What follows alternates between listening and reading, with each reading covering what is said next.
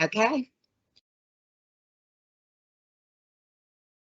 Good morning. Welcome everyone to our March Lunch and Learn. I'm Carol Battle and I manage the statewide wellness program through the Office of State Human Resources. We're excited to share today's program with you.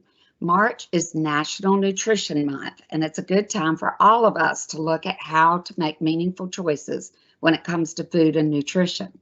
Katie Godin is once again our presenter today. Katie has been a registered dietitian for 15 years. She works with Lifestyle Medical Center and focuses on helping individuals meet their goals and improve their knowledge and relationship with food. Lifestyle Medical is a in-network nutrition counseling service. For those of you enrolled in the state health plan, virtual and in-person visits to a dietitian are covered at 100% for in-network providers. We have dietitians all across the state, so if you're interested in meeting with one, it's easy to find one near you by logging into your state health plan portal. As a reminder, everyone who's registered for this event will receive the recipes, a copy of the presentation, and a link to the recording of today's event. Thanks to our technology expert, Kara Rouse, we now have a webpage within our OSHR website called Wellness Webinars. This is where we will house all past presentations as a resource for everyone. We will include a link to the webpage when we send out today's recipes and recording. Although the Lunch and Learns are just one of the great benefits of working for the state, you're also welcome to share these webinars with your family and friends by sending them the recording, or even better, you're welcome to actually send them the invitation links where they can register and attend themselves, because we will continue doing these through the end of 2022. For today, please use the chat box if you have any questions during the presentation, and we will be answering those with Katie during the cooking demo. We've also saved a few minutes at the end of the event for questions and answers as well. So let's welcome Katie now as she introduces us to nutritional choices through today's presentation and cooking demo, which focuses on world flavors. Katie? Hey everyone, I'm so happy to be back and talking to you a bit today about the importance of National Nutrition Month. And the theme for National Nutrition Month 2022 is celebrating a world of flavors. So that's going to be the theme and what I'm going to kind of focus in on today. But first, I thought I would talk to you guys about what National Nutrition Month is. So we'll start there. So what is National Nutrition Month? National Nutrition Month is an annual campaign. It's created by the Academy of Nutrition and Dietetics.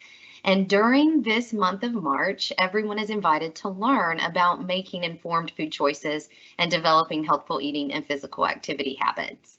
Now, of course, you do not have to just limit this to March, but this is just kind of what they've determined as the month throughout the each year annually that they would like to promote and focus on this. So again, they choose a theme each year, and this year's theme I thought was extremely interesting and fun, celebrating a world of flavors.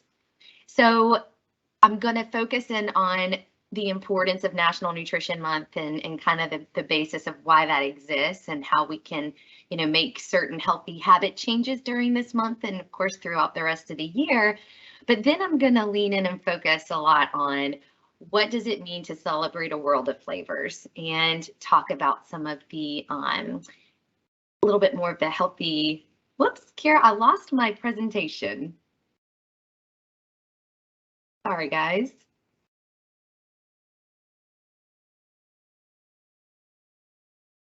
So maybe we'll get that back up here in a second.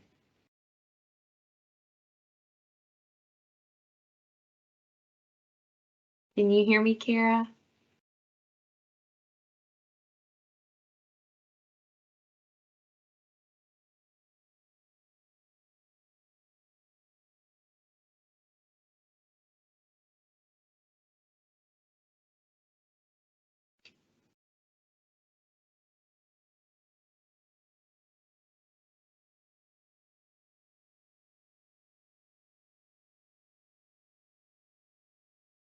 All right, guys, I'm going to try and see if I can get a hold of Kara here. Oh.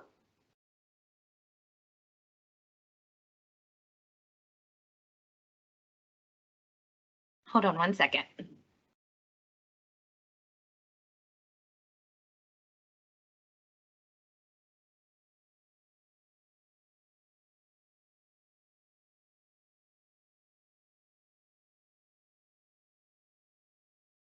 Hey, can you hear me, Katie?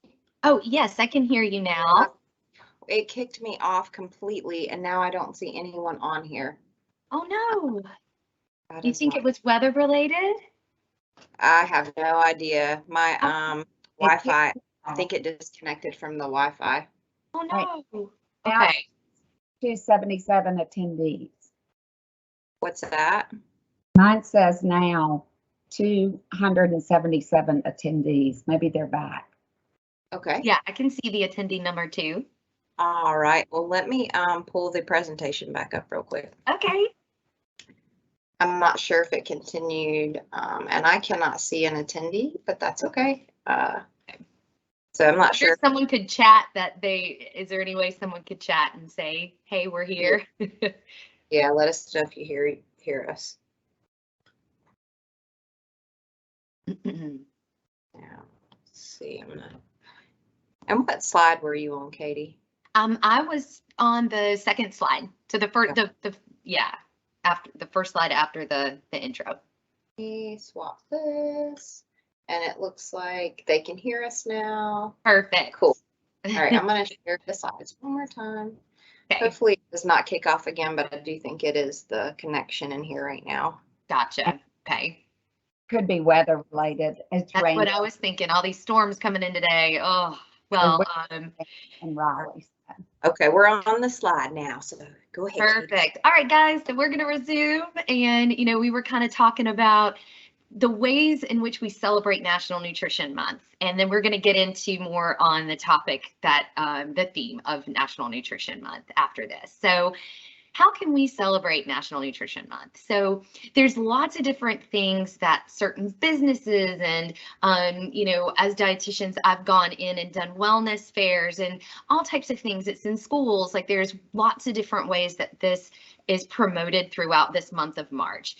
Like having these lunch and learns is a nice way of doing and celebrating National Nutrition Month. So that's kind of a lot of people are probably doing stuff like this throughout the month. A lot of dietitians to kind of help explain it. And so anyway, as far as how you can celebrate it, there's a lot of different ways. So we picked like 20 top ones in which you can focus on it. First, starting your day with a healthy breakfast. We've talked about that. I talk about that a lot with people just because I think it is so important to kind of fuel your body's first thing. Another big thing that we promote, especially at Lifestyle, but I just promote just in general, is making half your plates fruits and vegetables. So increasing that fruit and veggie intake. Portion sizes is always something that I feel I get a lot of questions about, and it varies individual. Per individual, it varies per food choice. So that's something that working with a dietitian, which is actually on this list as well. Working with a dietitian, it can be a great way to discuss some of these specifics. So I highly recommend that if you've been thinking about reaching out or thinking about having a visit, which you can do virtually or in person at this point, I think it's worthwhile, even if it's just to discuss other things like this on this list, like getting to know what food labels are.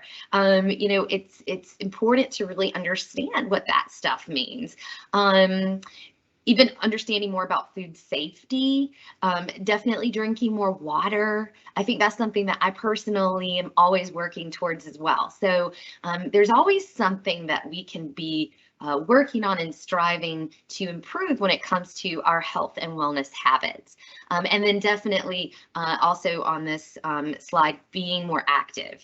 And that can look a lot of different ways for people. That can certainly be just getting out and enjoying a walk a couple of times a week. Maybe it's thinking about what activities you would like to do. Maybe it's planning for days in which you're going to do physical activity, joining a gym you've been thinking about joining. But yeah, just just getting out there and trying to have fun with it and be more active. Okay, Kara, you can move to the next slide. Some other ways we can celebrate it. Ordering out without ditching goals. I think that's really important to know that you can still eat out. You know, just because we're trying to promote healthy eating habits doesn't mean you just have to take away going out to eat. I think it just means that if you're going out to eat, don't look at it as, well, I guess I'm, having a cheat day, or I guess I'm just going to blow it since I'm eating out. You don't have to look at it that way. There's plenty of things that we can do when we're eating out to kind of make us feel as if we are listening to our bodies and not overdoing it and staying within those reasonable expectations. Enacting family mealtime. I think that one's really important. I think it's difficult to do these days. I know it's just even for myself as an active family and at least one older boy right now who is in a lot of different extracurriculars, we try to finagle mealtime. So we might be eating at 4:30 one night, and then we might be eating at 7 o'clock one night. But I really try to emphasize the importance of us still sitting down and eating together despite our busy and hectic schedules. And I think a lot of times it just comes down to planning for it and thinking ahead about it. So, other things on this list here: eating seafood twice a week, reducing added sugars, exploring new foods and flavors, which is what we're going to talk about more today. Experimenting with plant-based meals, which I'm going to feature in an upcoming presentation here, either in the next month or two. Reducing food waste. I talk to a lot of people about ways in which you can do this. I think that there's nothing sadder than throwing out food that you haven't been able to eat because you let it go bad, or because maybe you purchased too much. Learning how to effectively grocery shop, but then also how to properly store things that are going to perish a lot quicker. Slowing down at mealtime. I think this is such an important one that we could focus in on. I feel like there are so many cultures out there that really take their time. They sit down, they have 2-hour lunches in other countries. They appreciate the food. Their culture appreciates that and makes it a priority for people to appreciate it in turn. And so I think that even just recognizing that we're rushing through our meal just to get on to the next thing. How can we slow that down? Is it decreasing distractions in which we eat? A lot of times I'll find people maybe eat while watching TV. So I tell them, let's take that out and let's eat without any distractions. Supplementing with caution is really just kind of talking about the fact that I think, when I'm sitting down with someone, they'll maybe list off a bunch of different things that they're taking or think they should be taking. So I think it's just trying to understand supplementing and what that should look like, or maybe things you could take away if you feel like maybe I feel you're adding too much, or maybe what more the priorities are when it comes to supplementation. That's something that a dietitian can help with. And then last but not least, just varying up your work lunches. So anyway, I just challenge you guys to look at this list later today and pick maybe 1 or 2 things. That's okay, Kara, you can move on to the next one. Thank you. Just challenge yourself to pick 1 or 2 of those things and say, okay, I know it's the last day of March, but we can still work on this throughout April, May, June, July. Just because it's National Nutrition Month in March doesn't mean we can't work on some of these things throughout the year. So, maybe each month we're trying to do 1 or 2 different things from that list to kind of implement some really nice habit changes that you've been wanting to work on. All right, guys, so let's get into the theme for this month, this year's National Nutrition Month, celebrating a world of flavors. So I want you to think about some things, when it comes to this theme, learning more about your own food culture, as well as cultural food habits that you may not be as familiar with, which is something that we're going to talk about today. It could be, just in the US, there's different themes of food throughout this country. It's fun to explore, you know, why do they eat the way that they do in, you know, Austin, Texas versus Maine versus, you know, another state. I think just learning about your own food culture and where these things came from is can be really fun. But I also think just exploring new flavors, things you've never tried before. And so the recipe that we're going to talk about today is probably something that I'm imagining most of you maybe haven't made before or had before, and that's why I wanted to choose it. But it's so fun if you have. I think that you know, there's lots of different things that we can do to add different flavors and spice things up a little bit. Maybe it's trying a new restaurant in the area that, you know, maybe you go to your same restaurants all the time. Maybe it's, oh, I want to try out this new Vietnamese restaurant. Maybe you want to try Indian if you've not tried it before. Maybe you want to try, you know, something that you just heard is good or thought would be good, but you've just not really been as adventurous. And so maybe after today, that'll kind of spark that in some of you guys. Okay, we can move to the next slide, Kira. So I wanted to kind of just briefly go through some popular cuisines from across the globe, and some of these you've probably heard of, maybe some of them you've heard of, but you don't know exactly what the specifics of them are.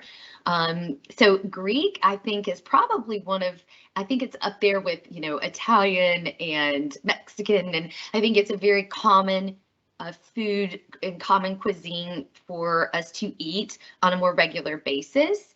I think it's just, you know, from whether it's hummus with vegetables or, you know, some type of spanakopita or gyro or, you know, something along those lines. I feel like a lot of people have maybe tried before, but there's more to it than just that.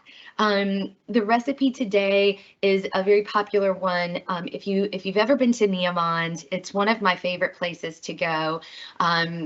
It's across from Meredith College. I'm not sure where everyone is located in the Raleigh area. So Sassoul is another very traditional Mediterranean market / restaurant that's really a fun place to go try out if you've not.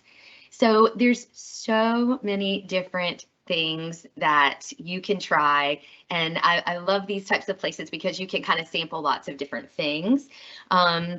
But, you know, other things to consider, maybe trying also Vietnamese.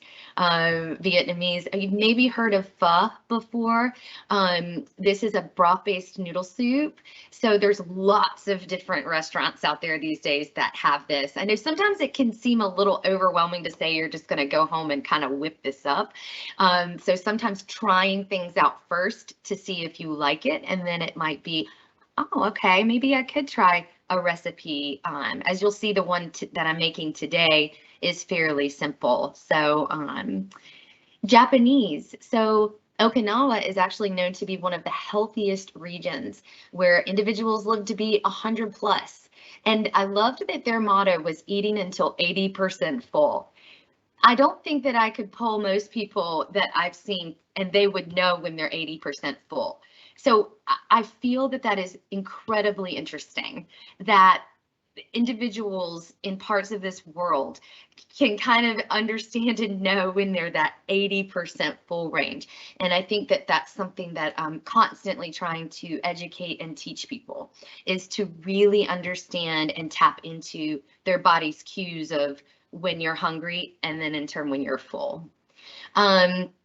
Some of their diet staples, stir fries, green tea is very popular, calcium-rich vegetables, bok choy, which is one of my favorites to add into stir fries, so delicious.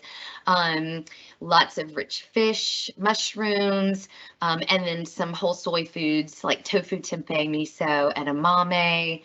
Very delicious. Indian food loaded with cancer-fighting spices. Turmeric, ginger, red chilies, garam masala. A lot of these spices you can just kind of use here and there. I like to sprinkle a little turmeric on some chicken if I'm sauteing it, or maybe even you can throw it into your eggs. I know that might sound a little strange, but you can. They eat a lot of plain yogurt, lentils, veggie curries. So yeah, just really interesting to look at all the different types of foods that are kind of in all of these wonderful healthy dishes across the globe. Okay, Kara, you can go to the next slide. So some other popular cuisine, Spanish, known as tapas. So if you go to a lot of tapas restaurants, that's, you know, term for small plates. Spanish food uses a lot of fresh seafood, vegetables, olive oil. I don't know if you've ever had gazpacho. That's one of my favorite it's a cold soup, and typically served in the summertime. And so that is one that's loaded with lots of vegetables and lots of yummy things. That's kind of a fun thing to explore trying or making yourself. The Israeli foods, they're known for their abundance of fruits and vegetables, legumes or beans, lean protein. Again, they're modest in their portion sizes. They typically eat foods that are in season, which enhances nutrient retention and really helps with flavor. So again, just kind of going back to that list, National Nutrition Month, what you can do. Heading to your local farmers markets this time of year can be really fun. Knowing that eating the freshest fruits and vegetables, you're going to maximize that nutrient intake. It's very interesting to just see how other countries prioritize this type of stuff. Chadian. So some research has noted Chad population to have the healthiest diet in the world. And again, their diet, legumes, grains, seeds, nuts, fruits, vegetables, seafood, and meat. They basically eat no processed foods, which is unbelievable. To sit here and to say, even for myself, I mean, I could, full disclosure, open my pantry over there and show you a bunch of packaged things. It's interesting to see other cultures and countries without any of that in their diet, which is just phenomenal. Sweden, they're also known for their just general healthy lifestyle, which I am always kind of targeting as one of the more important things. It's not just about the food. It's about everything lifestyle related. So again, their popular motto in Sweden is not too much and not too little. So again, another country that is promoting not eating beyond fullness, listening to their bodies. They're firm believers of portion control, adequate physical activity, adequate sleep, limited alcohol consumption, and my favorite, avoidance of extreme diets. I just think that's so interesting to see all the things that they embody as health and wellness in their culture, in their country. Avoidance of extreme diets is something that I try to get people to really steer away from. I am not someone that believes that we should have to cut food groups out, you know, resort to extreme measures to be healthy and lose weight. I do not, a lot of research shows how that does not work. And so it's very interesting to see someone from in Sweden, you know, in that culture, say that that's one of the things that they are firm believers of not doing. And then last but not least, Italian. So we know we love our Italian. Traditional Italian has some star ingredients: garlic, which we're going to talk about a lot today, basil, tomatoes, olive oil, parsley, and oregano. Interesting, when they're using cheese in traditional Italian, it's typically harder cheeses like Parmesan and grated in small amounts compared to the Americanized versions of pizza that we eat. So anyway, I just encourage you guys to explore lots of different cuisines, get curious. I think it's fun. And so, Kara, if we go to the next slide, I will talk to you guys about today's featured dish. The featured dish today is called full. So it's spelled foul, but it's pronounced full. It's a stew, technically, made of full beans or fava beans, which you guys have maybe heard before. It's the primary base. It's also going to be served along with chickpeas, onions, garlic, lemon juice, olive oil, and parsley, and that is it. I'm going to show you my ingredients over here in just a second so you can see how simple this recipe is when it comes to what's in it. I found this very interesting. My best friend from high school is the one who helped me make this dish for the first time. She's half Lebanese. So even though this is originated in Egypt, it is very popular among North Africa and then Middle East countries.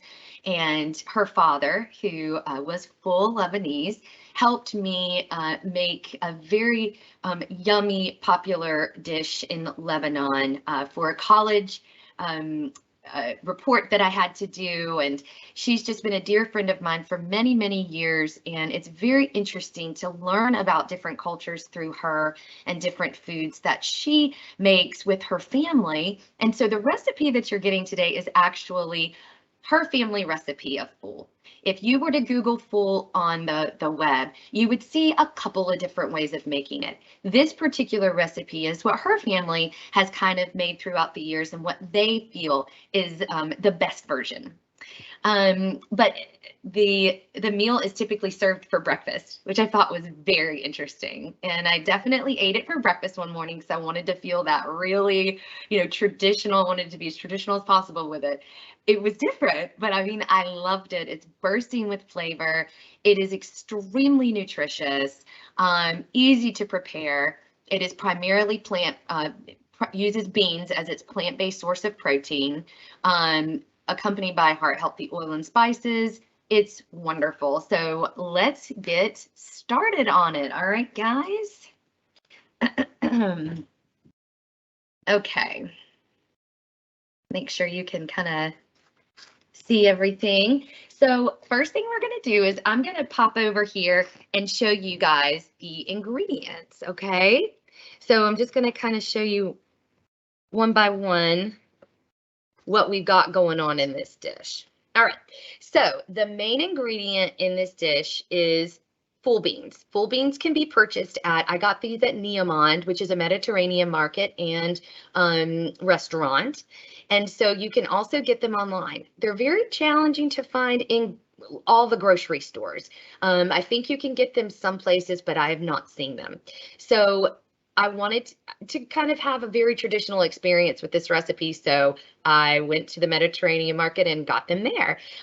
You're going to be using 3 cans of these full beans with the brine, which is the salty liquid that's in the can. You're going to leave these completely full. You are not going to drain them. Okay, so 3 cans of full beans.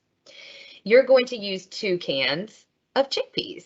I remembered when my friend Carrie told me all the beans that were in this recipe, and I thought, oh, wow, that's a lot of beans. So I kind of threw out the idea of halving the recipe. What I did, and it worked wonderfully, is I froze half of it. So you can 100% freeze this dish so that you're not left with just eating beans for literally, I think this recipe would last you probably at least a week of eating beans every day, which you certainly can do. I just know some people might be a little more sensitive to the fiber, so it's something to maybe work up to. So you've got 2 cans of drained chickpeas, all right? I've got 2 large yellow onions that I'm going to chop up here in just a second and saute. I have 7 minced cloves of garlic. You guys, this is one of the healthiest things that you could put in your bodies. Fresh garlic is what I promote over the canned, simply because there's a higher concentration of a compound called allicin, which is what's giving the garlic its potent smell. It's antimicrobial properties, which is why you've maybe heard of garlic for use of medicinal uses for many, many, many years. That's why. And so garlic is great for infections, fighting infections, to heart health. That allicin helps to control cholesterol and blood pressure. It also can protect the brain from oxidative stress. Garlic is phenomenal. So I love that it uses this much garlic. So it's almost, I would say, a whole head of garlic in this recipe. We're going to be using a 1/2 cup of lemon juice. I'm just bought, pure lemon juice here. What I recommend doing also after the recipe is done is just squeezing a little bit of fresh lemon over it. I think that gives it like a little bit of a pop. And then we are going to be cutting up in just a little bit 2 large tomatoes. Okay. And then I have a bunch of fresh parsley over here that I've kind of got picked off the stems, and we're going to chop that up really finely and throw that in at the end. Okay. So the first thing I wanted to do was kind of chop up my onion. Now, guys, if you don't have one of these choppers, if for stuff like this where you're going to be chopping up a bunch of onion and you need it chopped up really finely, I recommend it just simply because it helps produce less tears, right? And it's just easier. It produces less time as well. I think I got this for maybe $15, $16 off of Amazon. So they're not super expensive, and I just feel they're really handy. And you can, of course, chop up other vegetables with it too. So I'm going to just put my onions in here. And in case you've not seen these before, you literally just pop it down and it chops it up. So we're going to chop this up. And as I'm doing this, sometimes the skins get in there and might get a little stuck. That might be a little big, so I'm going to chop that. I'm going to get my pan heated up. I'm using a soup pot today, guys, so I'm not using a regular pan. That skin, it kind of gets stuck. There we go. Got to put a little bit of elbow grease in this, but it is well worth it.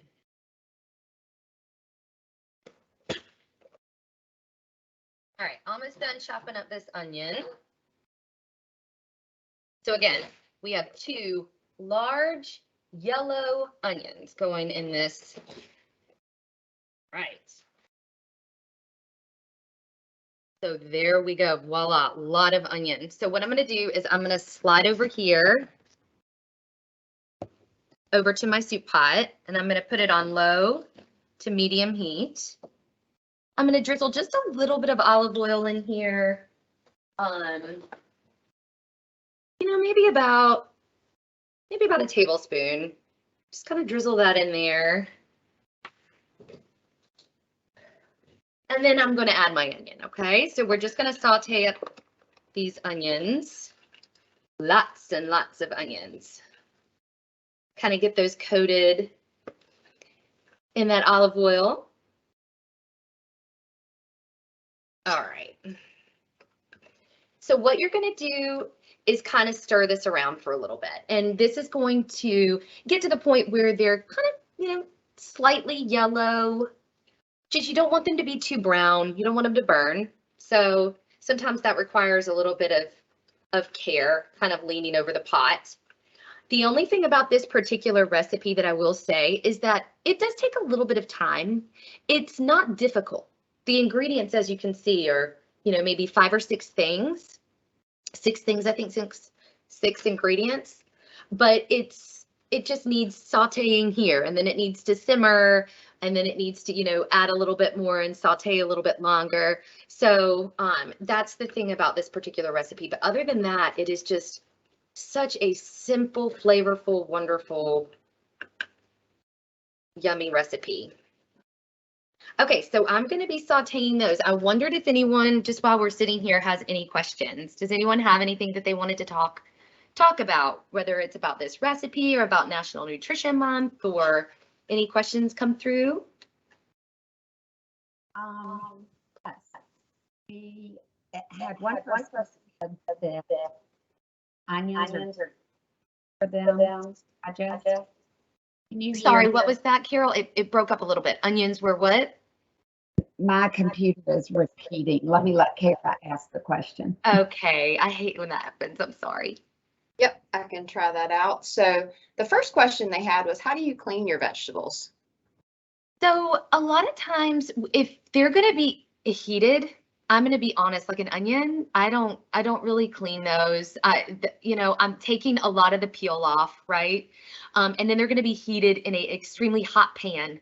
And so anything that's going to be on that vegetable is going to be heated and it's going to be killed. So other than that, like the fresh tomatoes, you can get fruits and vegetables washes if you want, or I simply will just kind of use water, hot water, and kind of scrub it a little bit and make sure that I get some of those, if there's noticeable, anything noticeable on it off. But yeah, so basically just kind of soapy water, clean it. And then again, everything is heated in this particular recipe. So don't worry about it as much in a recipe like this. Okay. And do you have a good website to follow for National Nutrition Month? Yes. So if you go to eatright.org, that is where you're going to find all the information for National Nutrition Month. I appreciate that question because that is something that I meant to bring up. You can look at a ton of different resources, ton of different things you can print off, all about the theme, but then all just about healthy eating and wellness and lifestyle as well. So yeah, eatright.org. Okay. And then what are some of the best salts replacement options that you recommend? Mrs. Dash is probably one of the more popular salt replacements. A lot of times I will just kind of go or have people experiment with different herbs. As you can see, I'm not really adding a ton of salt to this recipe. It's maybe just to taste. And I'm going to be honest, my friend Carrie wrote out this recipe for me. And when we made it together, there's a couple things that I remember. I know that we might have added a little bit of salt, so I'm going to consult with her again just to make sure, but I think it's really just to taste. But all the herbs and the flavors of all of the things in this particular dish, you really just don't need a bunch of salt. And so that's why, when you're roasting vegetables, or if for that, just as coming to my mind right now, just doing a lot of things like maybe rosemary, thyme, garlic, things like that really help to provide a lot of flavor without you actually needing salt at all, or very minimal at least. And you mentioned varying up work lunches. What did you mean by that?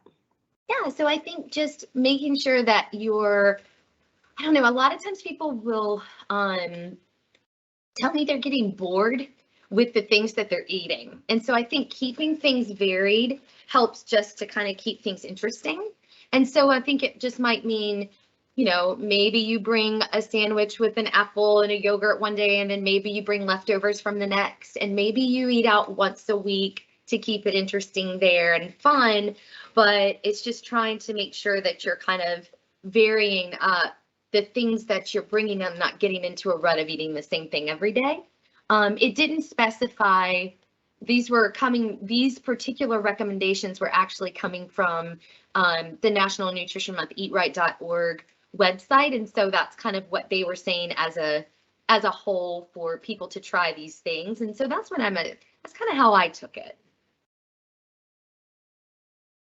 And then someone asked about, let's see, would you be able to cook this in a crock pot or Instapot to speed up the process? I don't know. I would have to ask my friend Carrie that. From any recipe that I've seen traditionally, I would say maybe not, but I can't say that for certain. The process in general, I would say from start to finish is probably 30 to 35 minutes. So I don't know. I don't feel like, because I'm just trying to think with the beans. Yeah, that's a good question that I don't know the answer to. So I would have to look into that, and I can. Yeah. And someone asked about, let's see, there was a good one on here. Where can they asked about finding more traditional Mediterranean recipes like tabbouleh. Not sure how to say that other one. If you have a recommendation on a website or something.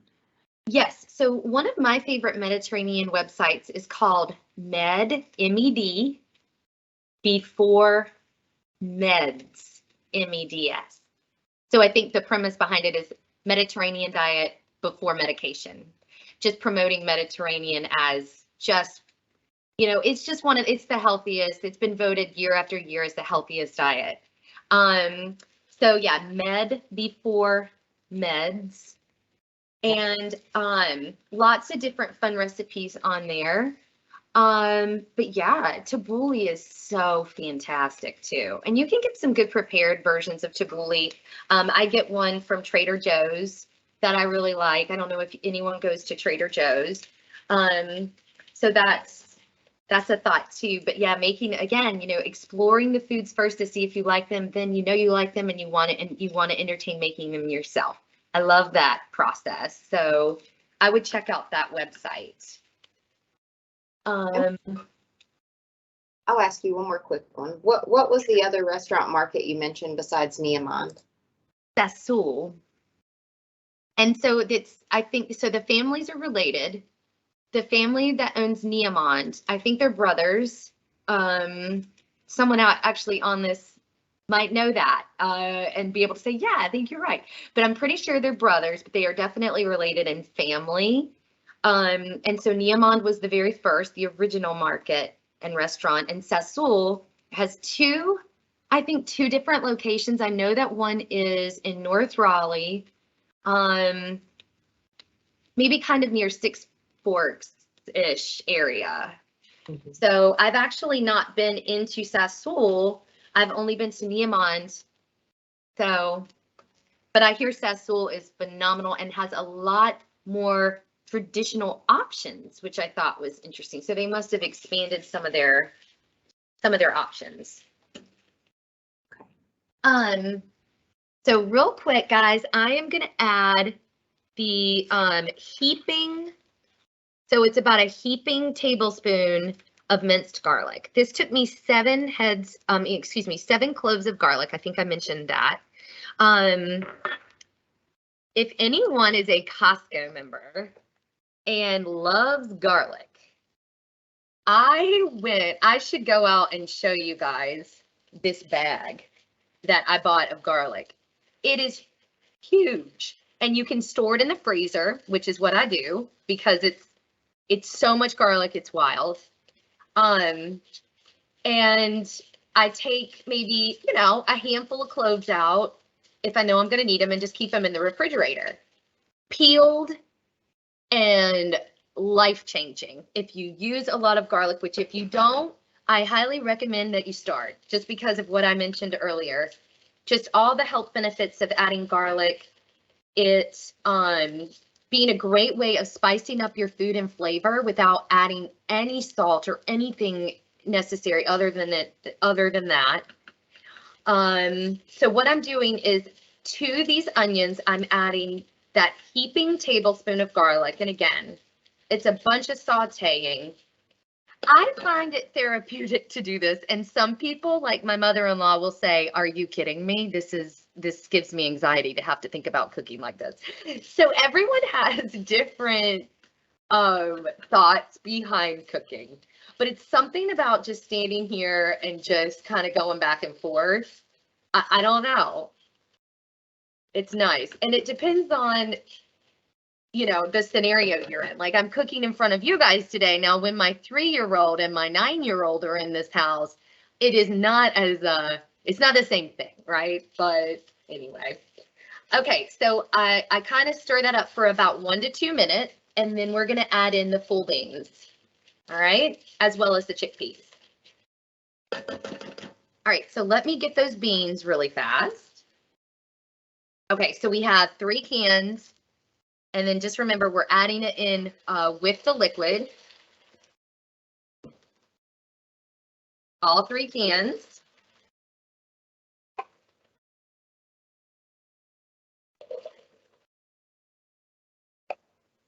Then we're adding the 2 cans of chickpeas. Look at all those beans. A lot of beans. All right, so we're going to stir that up. I'm actually going to get a larger spoon for this.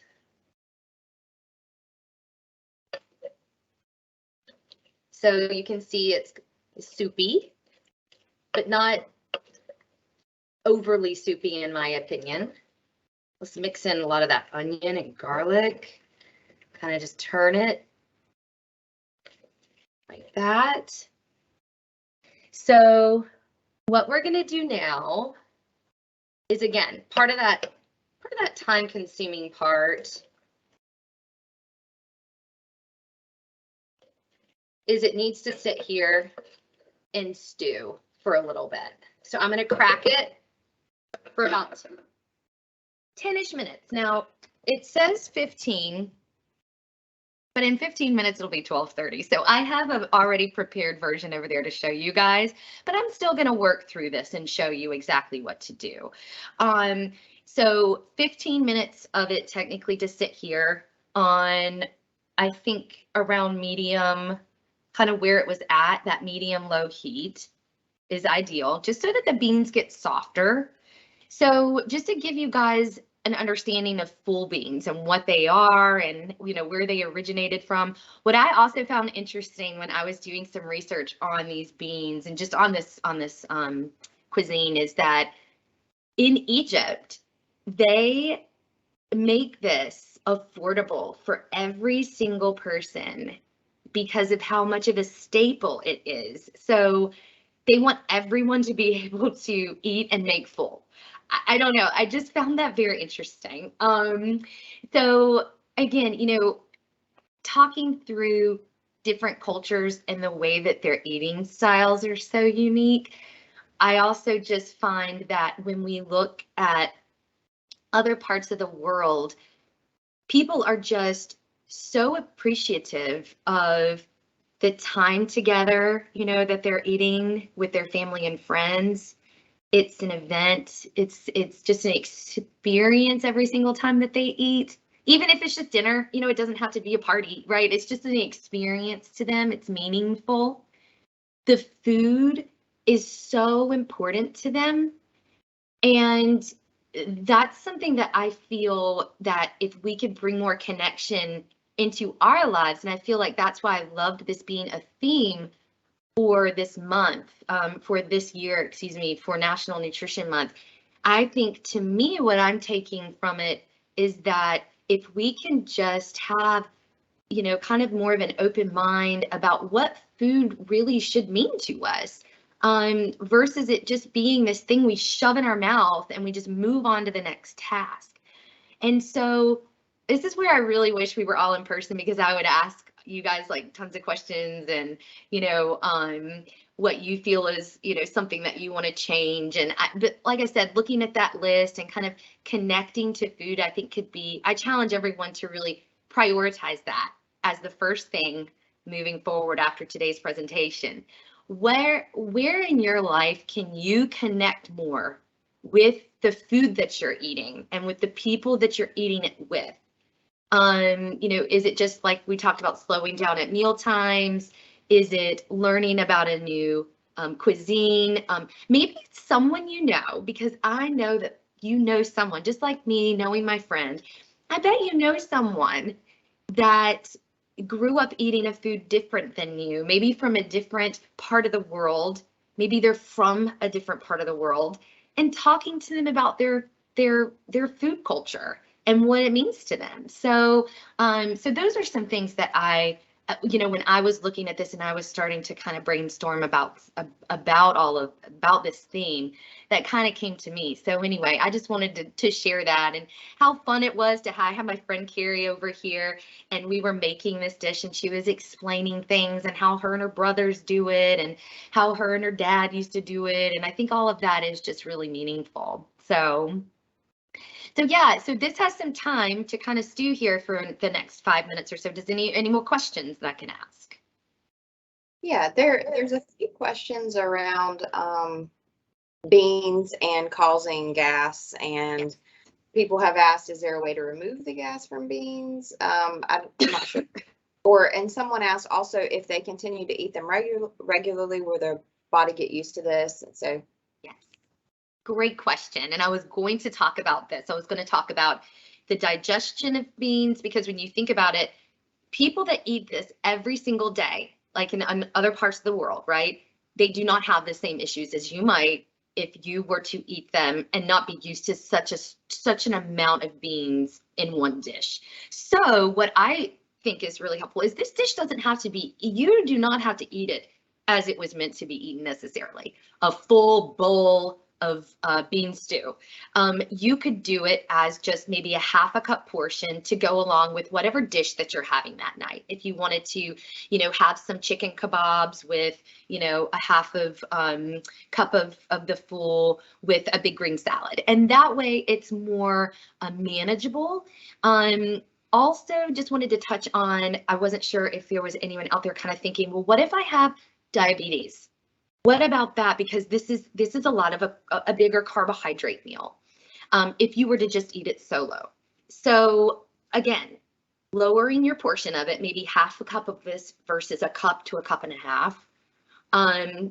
Adding in something else to go with it. If you're plant-based already and you don't want to add chicken kebabs, I was thinking, and actually how I did it one day, because I just didn't really want to have a full cup and a half of beans.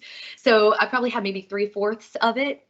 And then I had a big salad with chopped up boiled egg. I had some avocado slices. I had some pumpkin seeds. I had some, like an olive oil dressing. So there was a lot of different things on there. There was added protein, there was added fat. There was added just different flavors just to kind of went along with it roughly. It didn't overtake the recipe, the full recipe, but it just kind of added a little bit of those other macronutrients that are important when you're thinking about balancing your intake for something like if you have diabetes. But then also, if you're just trying to keep it lower intake for your belly, so if you have anything like IBS, if you have any type of sensitivities like gluten sensitivity where you're prone to bloating, these are things that you kind of know about your body. And so you can't necessarily take the gas out of the beans. I mean, that's just kind of part of it, part of the fiber. But you can certainly ease yourself into it. Like someone mentioned, your body, if you're not used to having 25 to 30 grams of fiber a day, which is what we should technically be striving for, maybe you eat 5 to 10, then if you just boom, add 15 grams of fiber from beans, it's going to really just wreak havoc on your digestive system. So I would say slowly but surely ease yourself into it. If you decide to attempt this recipe at home, maybe 2 of you, if your coworkers get together and you make it and you split it up and then you kind of even freeze some of it, like I was mentioning before.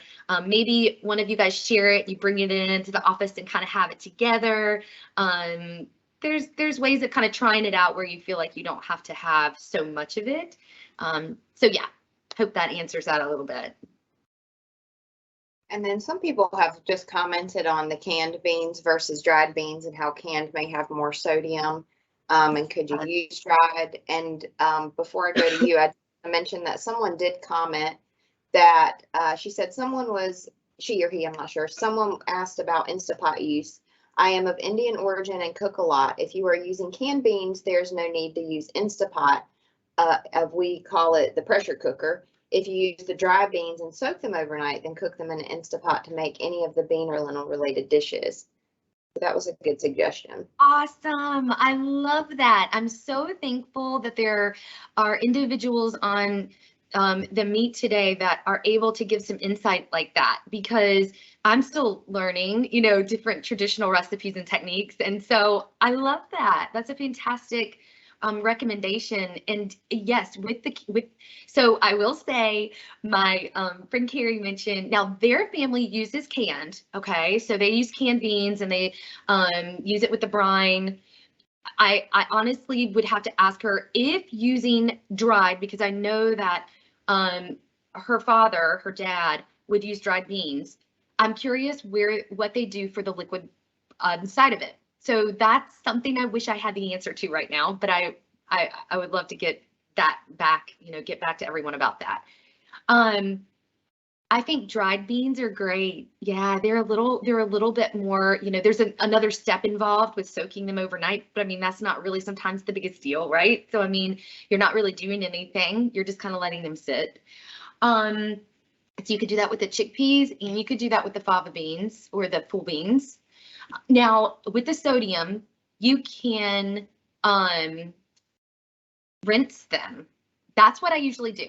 Okay, aside from the full beans, because, and I'm trying to see how much sodium is in here. There's about 430 milligrams for a serving size, which is not terrible, really, and that's the only sodium, so about for half a cup. So if you're thinking about a half a cup to a 3/4 cup portion, you know, it's probably going to be a little bit up there in the sodium content.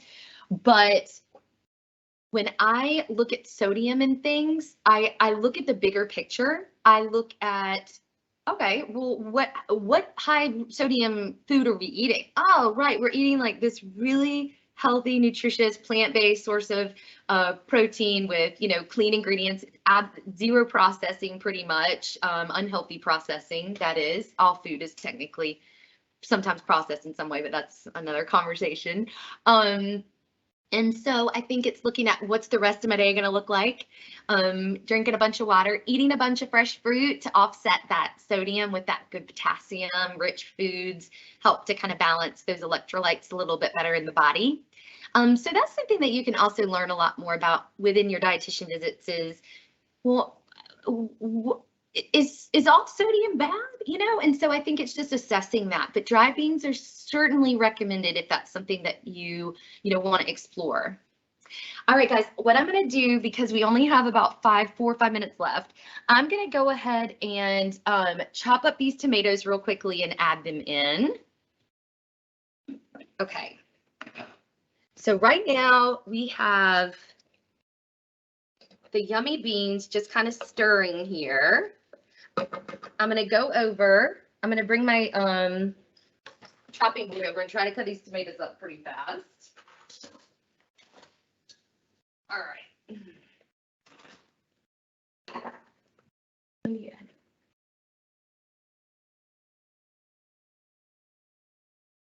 Okay. So we have 2 tomatoes, which you're just going to want to dice up.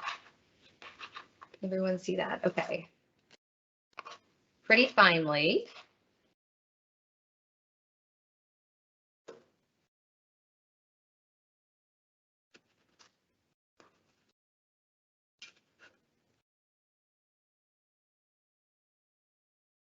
As well as you can. All right.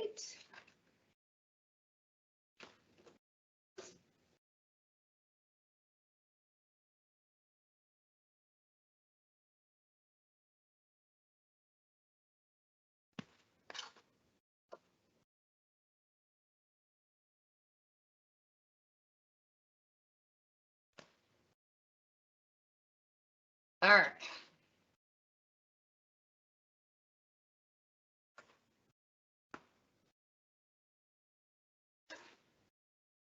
So 2 tomatoes.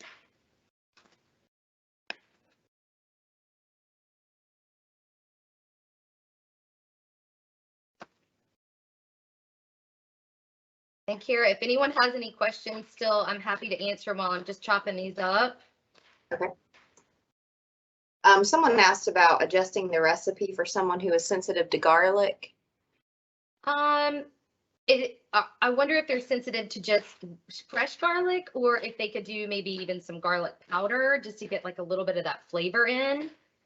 I can't sit here and say like a true substitute for garlic, because I think it's just too much of an interesting flavor profile. But if they're not allergic to or sensitive to garlic powder, you could maybe try to implement a little bit of that just for that flavor. Yeah, and online it mentions chives, although it'll be a different flavor, shallots, cumin, some other things. Okay. Yeah, well, that's a good thought. Yeah. Okay, guys, so I'm going to add these tomatoes. We're adding a bunch of tomatoes in here. Stir that up. It's full of color. Wait till we add the parsley. Got so much color. It makes so much of it too, right? So, okay, and then what we're gonna do is add the parsley. So I have a little bit of parsley right here. You're adding in a half of a bunch of fresh parsley. I'm just gonna flip this over. We're almost done, but I just wanted to chop up the rest of this parsley really fast. And then, And do you have a cutting board you recommend, Katie? one that doesn't slide. Yes. This one does not have grips. I love grips on a cutting board. I also love ones that you can easily wash. So the wood ones are great for stuff like this, but separate ones for your meat that are that kind of, not plastic, I'm trying to think of what the material is, that you can stick in the dishwasher, because you cannot wash wood. You can't put this in the dishwasher. So, all right, guys, I'm going to add in the parsley, the rest of the parsley.